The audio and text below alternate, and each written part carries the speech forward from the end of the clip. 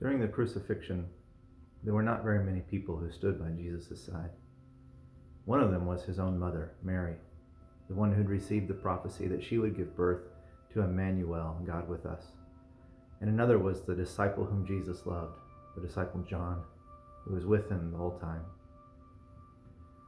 There's this point where Jesus is on the cross, and as he's dying, he looks out and he sees his mother, and he sees John, and he says to Mary, "Behold your son." And he says to John, "Behold your mother." In a very practical sense, Jesus is taking his obligations as a son very seriously. Especially the elder son would be responsible for the family, and after his father was gone, he would be responsible for his mother. And if you know much about ancient culture, you would understand that, particularly in the Middle East, that women did not have many rights. They couldn't own property. They were somewhat defenseless unless they had someone who would care for them. So their father when they're young, their husband as they grow, and their children, especially their sons, as they get older. And so Jesus is dying, and he realizes he will no longer be there for his mother. He wants to provide for her.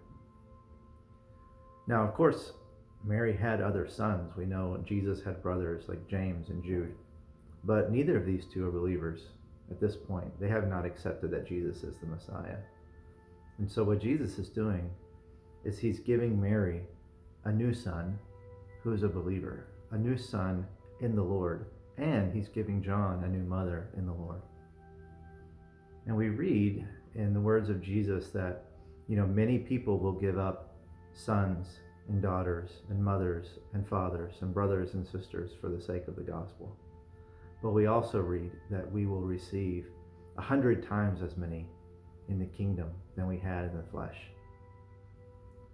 Now, Jesus had already preached also that his real mother, his real brothers and sisters, were the ones who loved God and followed God, not just his natural brothers and sisters. And so what Jesus is doing here is he's instituting a type of spiritual adoption. He's giving John a new mother, and he's giving his mother a new son. And that in the kingdom of God, these spiritual adoptions have a great amount of weight and power in the life of the people who are impacted by them. And so right now, you might be a person who maybe you've lost your parents. Maybe you've lost a child. Maybe you've lost someone you care for. Maybe not physically, maybe they haven't passed away, but maybe you've been isolated from your family. Maybe you've been distanced either by your faith or from some other reason. And while we would always encourage families to seek reconciliation, sometimes it's not possible. But the beautiful thing about Jesus is that he's not just giving a new mother and a new son to John and to Mary, is that he has brought us all into this new family through adoption. That through the gospel, we become truly sons and daughters of God, and we truly become family with one another through the church.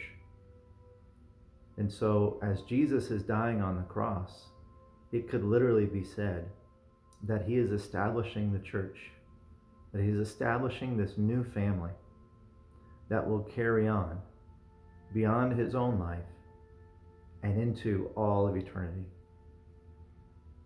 And so these beautiful words that Jesus speaks, "Behold your son, behold your mother," he speaks also to us.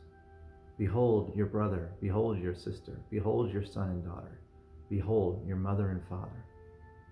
These relationships that Jesus establishes for us on this earth through the gospel, through the kingdom that he's bringing.